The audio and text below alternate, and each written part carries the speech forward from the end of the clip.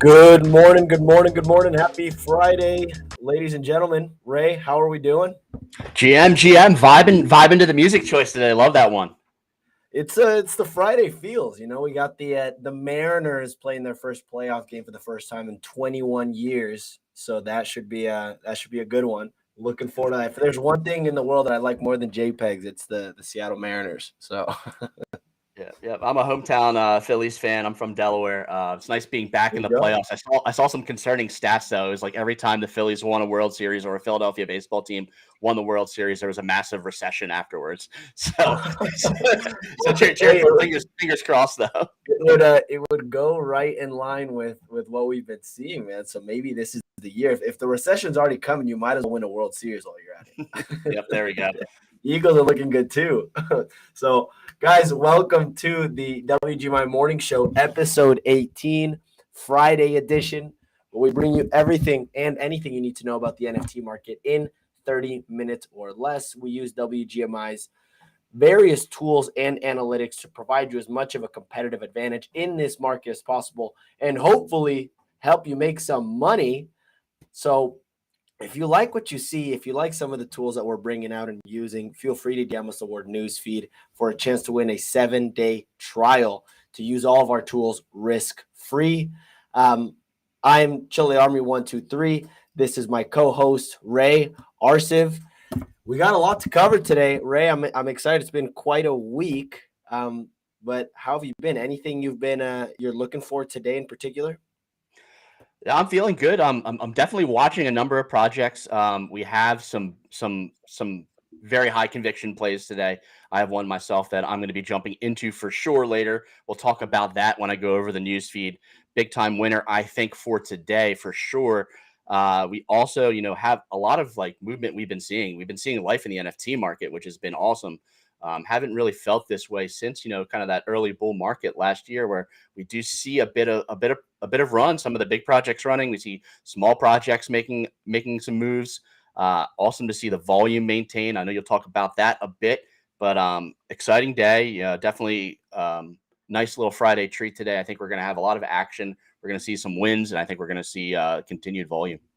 Yeah, you love to see all this in the green, but diving into the market report, Ray, as you called it this week, we saw volume actually hold really steady. We had almost an average of nearly $12 million in daily Opensea volume. So really great to see. And yesterday we had 12.9 million in volume. Going on to the dashboard brought to you by WGMI. We see a lot of green, like I was saying earlier. Ranga in the last 24 hours. Once again, barely beating off Terraforms. They did 474 ETH in volume, up 18% over the last 24 hours. And they're sitting at a 2.35 ETH floor. It dipped a little bit this morning. Terraforms coming in second with 470 ETH in volume, 235 sales, and sitting at 1.9. So continuing to run, but that red in the one-day listings isn't a great sign. Definitely something we'll cover. And then we have the Bored Apes coming in third with just 4 sales for the day, but that's enough to come in third on the Opensea volume. Rounding out the top 5, QQL and Genuine Undead. They're seeing a little bit of a run. So we'll break that down a little bit further later and what is fueling this run. But you like to see this, Ray. As you take a look at this dashboard, Ray, anything stick out to you in particular? Yeah, I think we'll cover a good amount of it later, looking at the big runners. I know at the end of the show, we're going to dive a bit deeper. We see Wolfgang with quite a pump. We've seen Terraforms on an absolute tear over the past few days, and we also have seen Genuine Undead begin to make some moves. Yeah, absolutely. A lot of exciting things to cover here. Definitely fun to see this type of volume coming in and seeing this play out over time. Look, I've noticed that a lot of the people, when I jump in on Twitter Space, when I see that the sentiment on Twitter, definitely seems like people are getting excited. People are happy on some of the smaller projects getting some love, like Genuine Undead, which is kind of what we've been seeing. So as far as the dashboard, liking the green that we're seeing, liking the volume. But Ray, I know we have a lot to cover on the news front, so I'll let you take it from here whenever you're ready.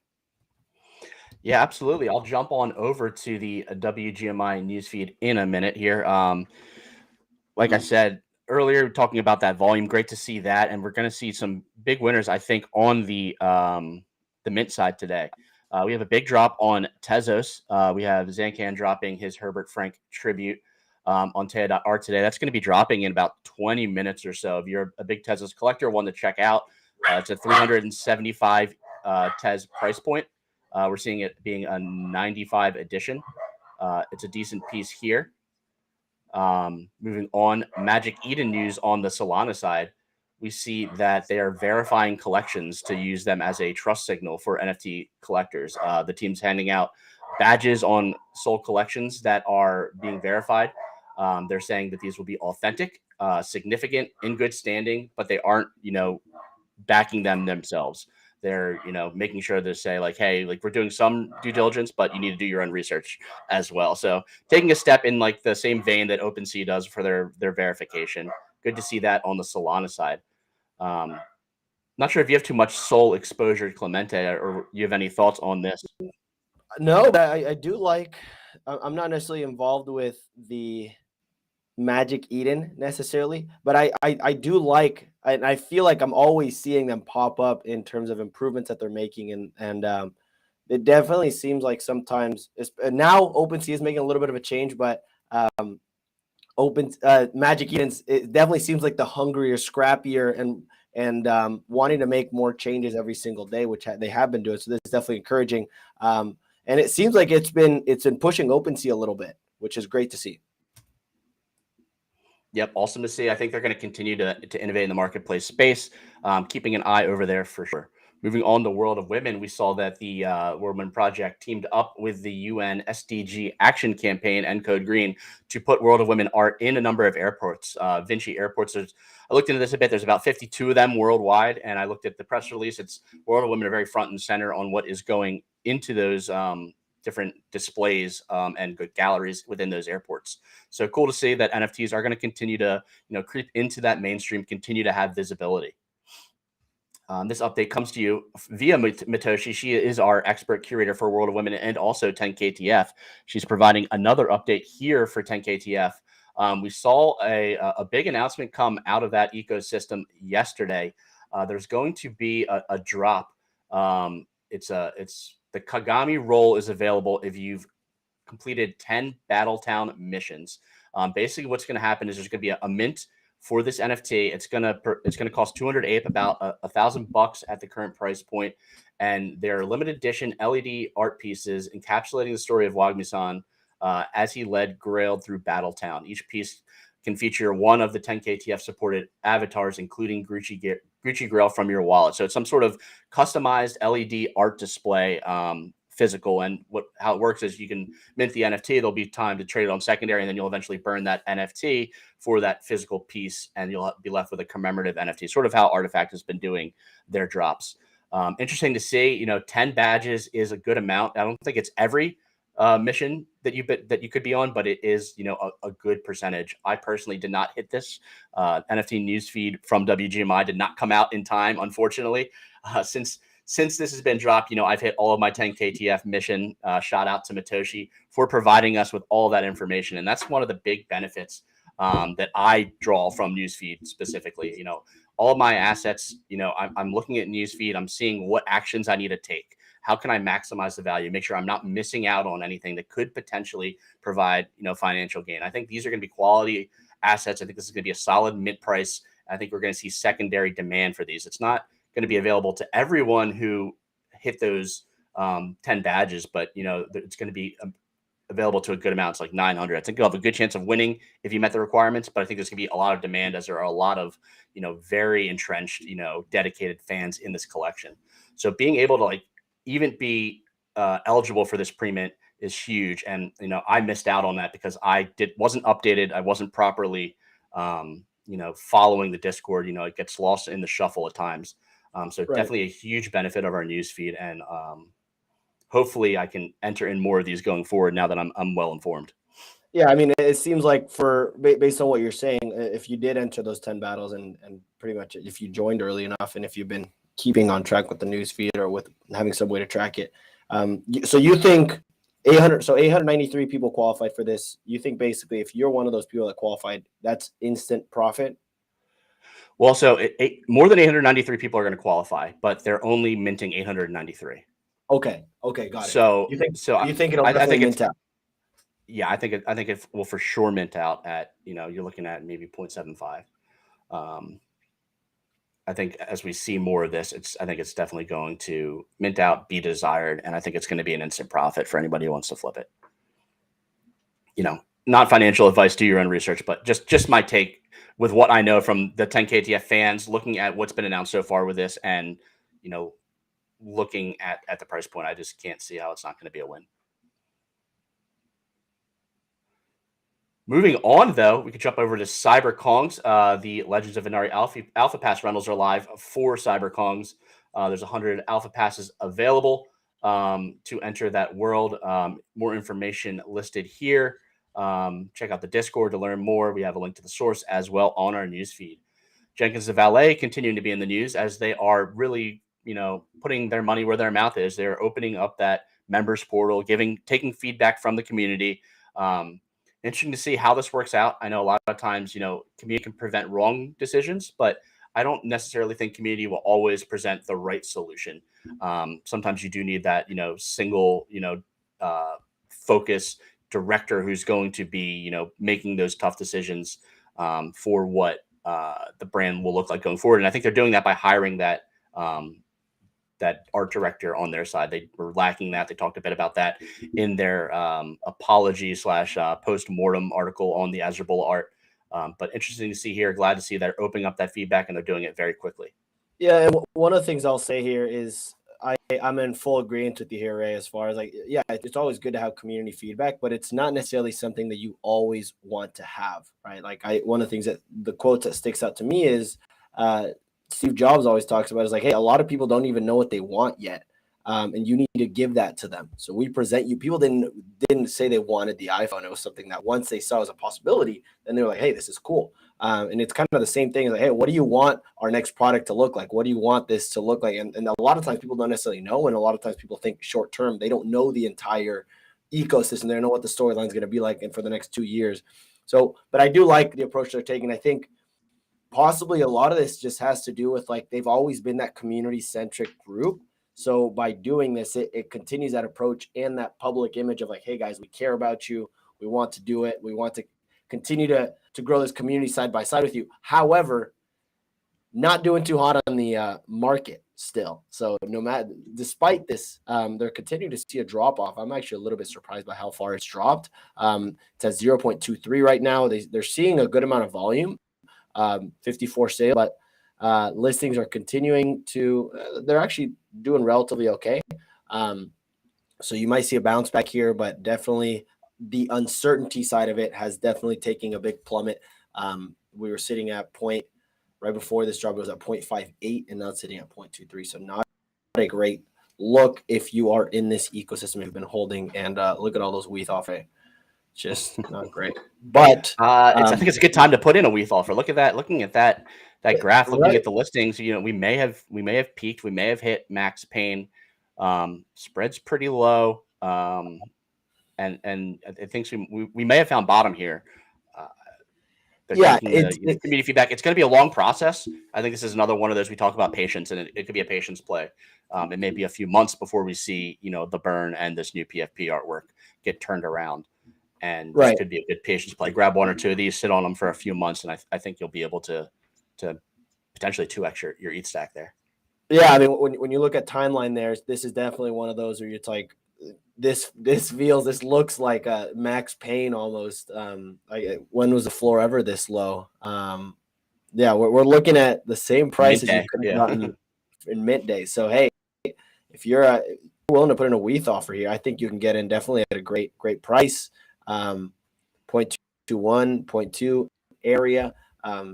Yeah, we'll definitely track this, Ray, and it definitely seems like you buy one or two, you sit on it for a couple months, and you'll be sitting pretty. Yeah, it might dip further, but you're talking dollars and cents at this point. Yep, absolutely. Moving on to the Cool Cats, they announced that their comic claim is open.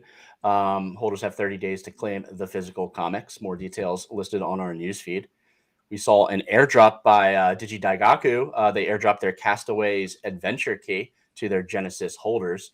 I believe this adventure key, I saw it at 1.2 ETH yesterday. I think it's dropped a good amount. They're sitting at 0.7 now on the adventure key. This will give, I believe, early access to the Castaways Raft game. Digidagaku continues to do airdrops, continue to see volume and decent floor prices on these. I know it's early access to a free game. The game has already been kind of in early access and free already, so I'm not exactly sure what the utility is. Looking at the game, it's pretty basic right now in terms of what you do. You have a raft, you swim around, you fish. You eventually find an island, you do some other things like that. But they're building iteratively. That's the game there. Raft, if you weren't familiar. And then these will give you access, and you can use your avatar in the game, which may be part of the selling point. Maybe looking a bit further to see what other further utility there is, but I don't see it at this point. I don't know if you have any thoughts here on the airdrop situation, the floor price. I think that we've kind of hovered in the Digidagaku floor we've kind of topped out maybe. We've been hovering in this range, yeah. right?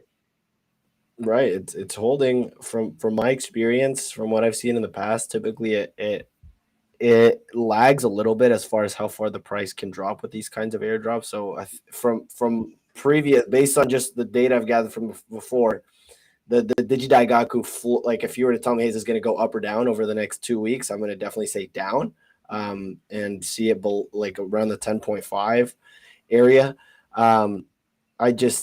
The other thing I was curious about is I think it was very intentional by Gabriel to put the avatars on the raft as a way to incentivize people to keep it, right? So you put your PFP on it, versus it being something blank or like access to the game. I think he's very intentional behind the cat. I want people to keep this. I want people to get attached to this and not sell this airdrop. But it also makes it less appealing to buy. Like, I don't necessarily want to buy someone else's character here. I'd rather have maybe a general one or one that I can choose. Yeah, interesting for sure. Game mechanics involved as well. I think they've been very smart about what they've done. I know we talked a bit about in our Discord about these two projects when they first launched, Castaways and Digidaigaku. I know a few of us got into Castaways pretty early. Saw a nice return there, jumped out too early, which seems to be the case, but always trying to maximize returns, take profits when you can. And we're like, hey, look, these wallets own a lot of these similar assets. I wonder if the team over at Digidagaku went and looked and said, hey, like, there are these overlaps between our two communities. Maybe this is a good opportunity. They're similar, VC funded gaming studio. Let's get involved there. But interesting to see. We'll be watching Digidagaku's. We talked about, how they are staying flat. We'll see if that continues or they do start to dilute a bit over time. Yeah, 100%. Jumping back to the news, though, we had some more news from Kingship. They provided information on their key cards, snapshots, different benefits and utilities. We have all that information here, as well as a link to the full update. More news from CyberKong's. Playing Collect Season 20 is ending in less than 24 hours. This was yesterday at 6 p.m. Not sure when that final end date is, but we will have that for you. Season 20, current prize pool, we're sitting at, 137,000 bananas. I am not plugged in. I don't know if that's a lot. I don't know if that's a little. I don't know the mechanics, but if I were to have a CyberKong's asset, I would love to be informed that, hey, I'm running up on a deadline that I need to be informed about. And here's a big one for today. This is one I'm excited about personally. We hit that big art blocks drop in Fontana. We talked about it on the morning show earlier in the week, how we were going to jump in. Doesn't matter the price, jumping in when there's volume. That was a big W. I think that's up to 2.5 ETH now from a mint out at 0.5.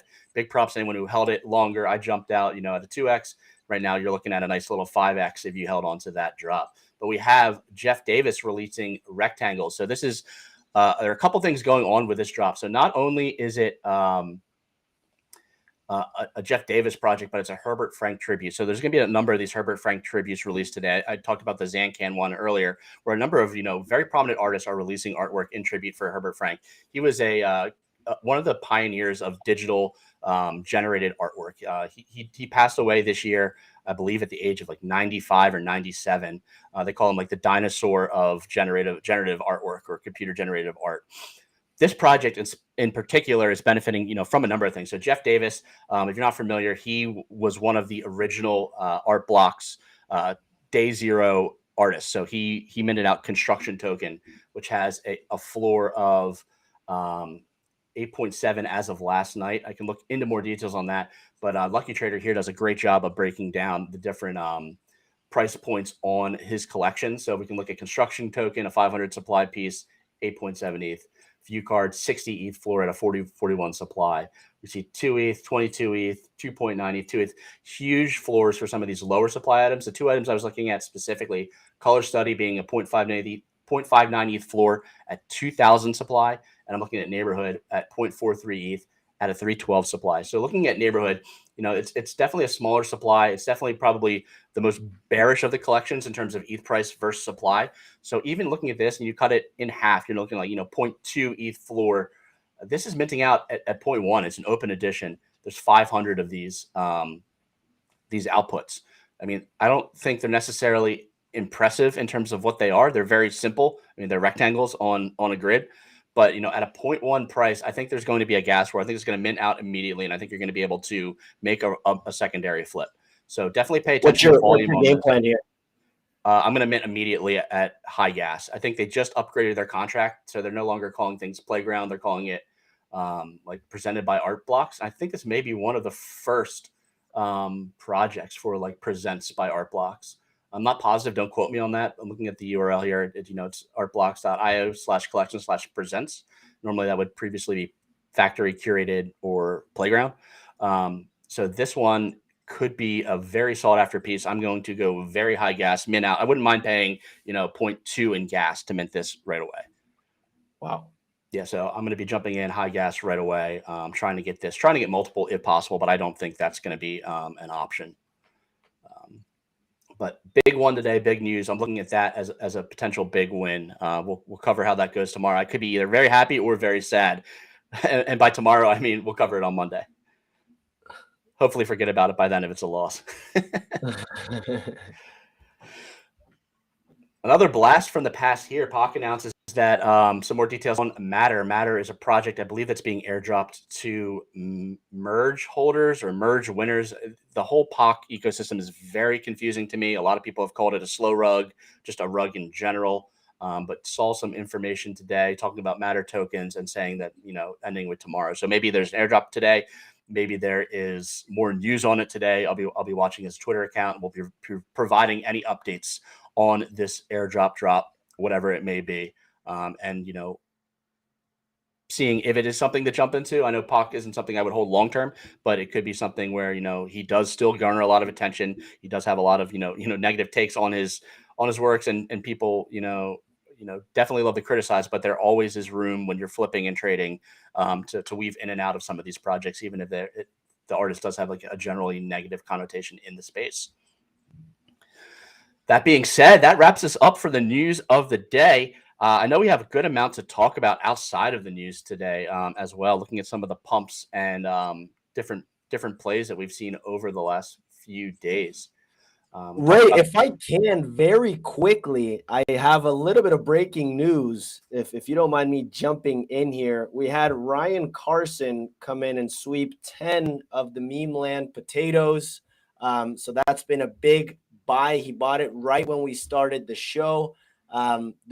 They're still sitting, hasn't moved the price at all, but he tweeted, "Hey, I met with the 9gag CEO. Makes me very bullish, makes me very excited." So definitely something to be monitoring there. To be honest with you, they've already been pumping.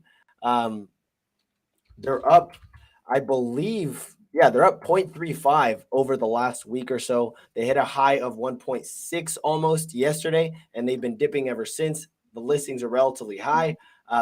Seems like Ryan is back on the sweeping days. No more collection offers. He was super fired up about this one. Couldn't hold himself back. Just something to monitor there. It seems like Ryan is continuing to deploy some capital. So sorry, I muted you by accident there.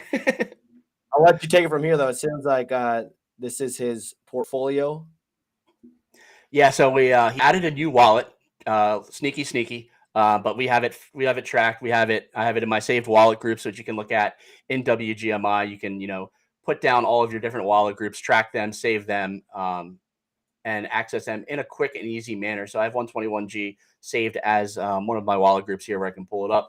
I can see the 10 potatoes, reference looking at, a 1.5 ETH total at the floor valuation. Some of these may be worth a bit more. This one's got a little bit of an element to it. These other ones look like they're basically floor, I believe. Interesting to see. I mean, we brought up this pie chart. This is a very small investment in terms of, total portfolio size. So we're looking at potatoes here at, 2.27%, 15 potatoes owned. He's 50% Moonbirds. He got a good chunk of ETH between those wallets as well. Some WETH he's keeping there for offers, only 11 WETH right now between those main active wallets. So he may be not planning any big collection offers, or maybe he's keeping that, that stack kind of managed where, he'll only accept a certain amount before he has to reload it and kind of figure out where he is based on what's been accepted. Can jump right into like that fund. So I believe on this wallet here, the new wallet is this one. You can filter by wallet. So this is the October fund wallet. We have the QQL Mint Pass you want an offer on. We have the Emit One Pass you got an offer accepted on, and then the 10 potatoes. So we'll be watching this one specifically, watching the fund overall, some of the cool tools you can use on WGMI to monitor these larger funds, seeing what they're buying, seeing what they're selling, as well, looking at their history and seeing all that information as well. I don't know if you have anything else to add to potatoes. I can jump over to some of the other plays I have seen in the market today, if you don't have anything else. Nothing else from me. Just wanted to break that into it. I didn't mean to ruin your mojo or interrupt you there, but I had to jump in with it. That was a great call. Great way to bring that in. We bring you the most up to date breaking news here. If it happens during our show, we're so plugged in. We can just roll on the fly with it. All right, I'm bringing up Wolfgame right now. Wolfgame has seen some movement. We've seen the price of wool, the token native to the ecosystem, run over the last few days as well. I believe that's approaching 6 cents now. Looking at the floor and the listings over the past few weeks, it is crazy to see. This is a 13K plus collection, and we're sitting at 68 listings right now. Floors ran as these listings have dropped over the last few days. We're looking at, a 1 ETH floor on all assets right now. We've seen, a number of sales above floor. We see the Wolves going, 5+ ETH there as well. Looking at the sales in addition to the listings and floor price, sales flying up, 44 sales yesterday. There's only 68 listings today. Look at the volume and what that could potentially do for the price point. That being said, this is unsustainable. I don't think there's big news coming out today, next week, that's going to move the needle a ton. I mean, it's definitely a risk to take, but I think if you do hold an unstaked asset, it may be time to jump out, and more on, the fact that, if you hold an unstaked asset, part of the reason this listing count is so low is they've been having, these assets locked up in alpha games since January or February of this year. People have been in this game. Basically, you stake your sheep to a team and you earn rewards. And there's a leaderboard. Whoever has the most sheep and wolves and wool stake, they finish higher on the leaderboard. And in the end, wool is going to be dropped to everybody based on, how their team did and their contribution of their team. So everyone's been staked for like 7 months now, and they're sitting there saying, hey, if I pull out of this stake, I'm not getting any of those rewards. You get 0 rewards if you pull out. So the problem here is no one wants to unstake. Everyone wants those rewards, even though there's going to be a large supply drop right at the end of that game. So interesting to see what's going to happen and how that's going to play out. But I have a couple sheep staked. I'm feeling that same pain right now. Looking at this price point, I'm thinking about potentially unstaking and selling, but I'll continue to watch the listings, continue to watch the floor, and figure out what the best move is. Yeah, and especially after all the attention they've been getting this week after seed phrase and after all that. I know it was land, but still definitely interesting to see play out. And you have to kind of think, okay, if I sell right now, what would my profit be versus if hypothetically, depending on where I land, how much wool would I get? How much would that be worth? What is your bigger return there? This might also run though, right? Everyone has to have a selling point where I'm like, okay, I would unstake it if it hits this. I would unstake it if it hits this. So definitely something to monitor, though. It is crazy to see that low of listings, though. Yeah, definitely. And that's just a little bit more of the game theory involved with this project. I think this is the project that if you're into game theory, like you're involved in this project in some way, shape, or form. It was the first one to introduce those P2E mechanics where you were doing all this like minting of your staking, you're getting rewards, and you're using those to mint new assets, you're stealing assets, you're figuring out which wolf to stake with in alpha game. So all kinds of game theory. And it's definitely a project that like if you're into all of that, like you're probably in this project already, but if you're not, take a look at it for sure. Absolutely. And moving on to the second big mover over the last over the last 48 hours, we have genuine Undead just refusing to go down, guys. They are Undead. they're refusing to go down. So what's interesting here is they started the week off at about 1,400 listed. That is now sitting at 1,000. So despite all the sales, despite all the pump that's going on, the listings continue to go down, which is crazy to see play out. They've gone from 0.19, now they're sitting at 0.42. So with 2x, if you're able to get in earlier this week, where it goes from here, to be honest with you, I don't know. I can't make that prediction. What I will say though is like in these types of situations, if you're looking to get in, one of the biggest things to look at is what are their listings doing. So if their listings are continuing to be in the green while they're pumping, you can play a little bit of hot potato, try to get in. But 591 sales in the last 24 hours and 240 ETH in volume is definitely encouraging. Minus 46 sales despite all minus 46 listings despite all of those that price action. So Ray, I don't know if you have any thoughts on this, but personally, the higher the price goes, the higher the risk factor for me. So I'm personally going to stay away. And when it gets to the point to when those listings start getting in the red, that's when you want to start looking at an exit point. Yeah, at this point, I don't know much about the project. I'm not going to be jumping in without doing more due diligence, but just based on these numbers, that's a huge jump in floor price. I know that the listings are also going down. I need to look at what the catalyst for this was, and is that something that's sustainable? Obviously, you're feeling great if you jumped in as you saw the listings dip a bit there. But right now, we're at that point where like they're low. I need to see another day of it maybe before jumping in. Right. We potentially call it a top here. I would think about selling if I owned it and didn't have any extra information. I wouldn't buy it right now with any extra without any extra information as well. 100%. Jumping back to the next one, we're looking at Terraforms reaching an all-time high. So let's look at their all-time graph here. We're sitting around a 2 ETH floor right now on Opensea. Seen a ton of action on this project. We're looking since earlier this year, looking at the listings, in February, 1,200 listings. This has been a project that has a lot of OG holders. I think it was originally airdropped to some punks, has a low unique owner count, does have some big names in it. We've actually seen Pranksy selling a number of these over the last 24 to 48 hours. I have alerts on his wallet through Ninja Alerts, one of our awesome partners, and been watching like him sell off, I think at least maybe 10 of these over the last 24 hours as the prices ran up. Don't know if it's ones he had listed before. I saw he did list some additional ones as the floor's been pumping. I don't know the catalyst. We talked about this yesterday on the show. We looked at some tweets. We did some speculation. This is a piece that a lot of people point to as having historical relevance, being one of those first like coded generative art, like very math, very heavy. It takes a lot to understand what's going behind this project. There's a ton going on. It's land, it's art, and there's a bit of like metaverse in there as well. There's some tools that are being built around it. It has a very dedicated community and following who's in there. They always are discovering new little like nuances and traits to how this collection works. I think it's one that will stick around, and I think will be semi-historical. I don't know if I'm buying at this price point. It's a crazy pump here.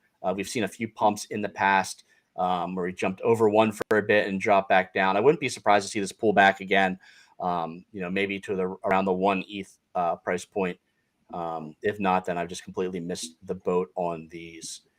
We talked a bit about the listings. We can look at the sales as well. Seeing that we have, let's go back to the beginning of our sales data on the 21st, a few weeks back on the chart here. Let's go into August here. As the listings have gone gone up a bit. The sales have really jumped as well. So we're looking at 224 sales yesterday, 179 the day before, and we're looking at 333 listings. 330 listings, 224 sales. That's a big chunk of those listings getting eaten up on a daily basis. We'll continue to see if it runs, but definitely crazy volume. Don't know the catalyst, but interesting to watch this play out. And you're kind of playing with fire if you're wanting to get in at that price. But it's been really interesting to see play out. I know we were talking a little bit about it yesterday, and crazy to see it run further. The other one that I was looking at, Ray, was Ranga. It's kind of been what's been on everyone's minds recently.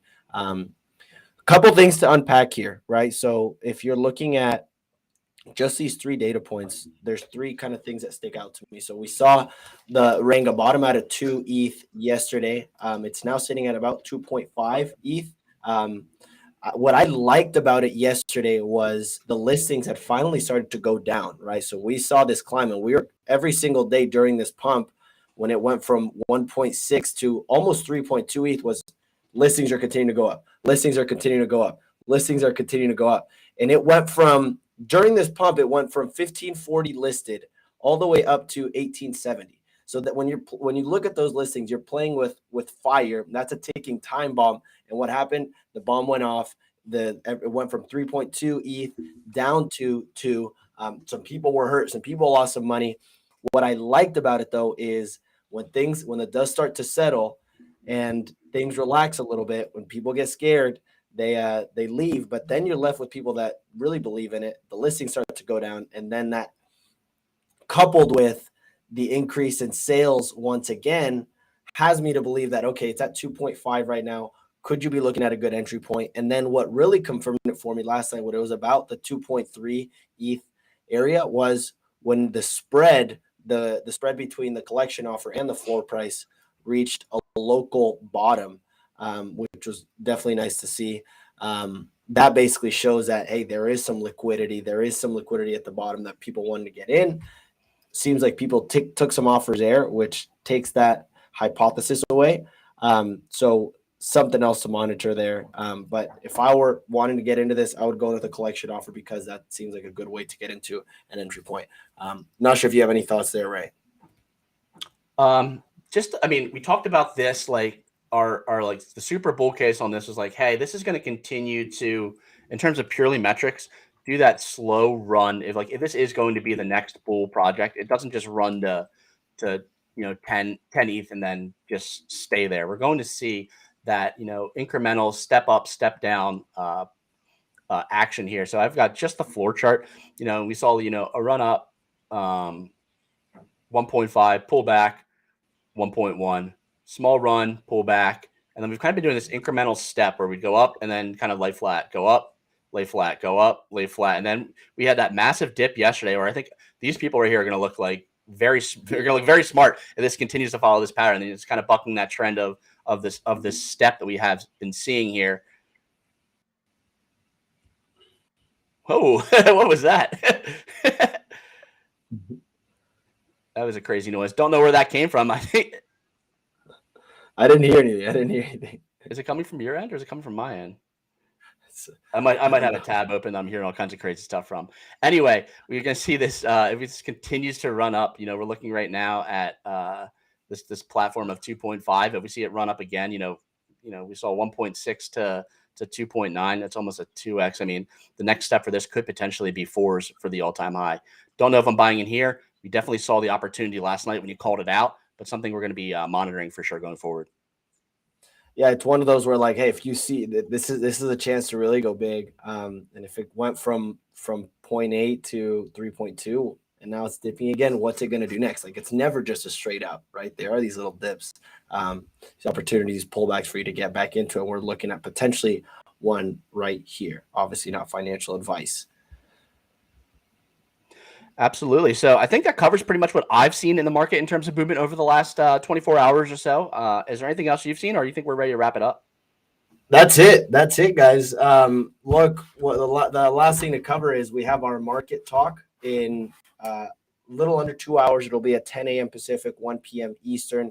Don't forget to don't forget to tune in for that. That'll be on Twitter Spaces. We'll be catching up with some of our contributors, with some of our analysts, and unpacking some of the events over the last week.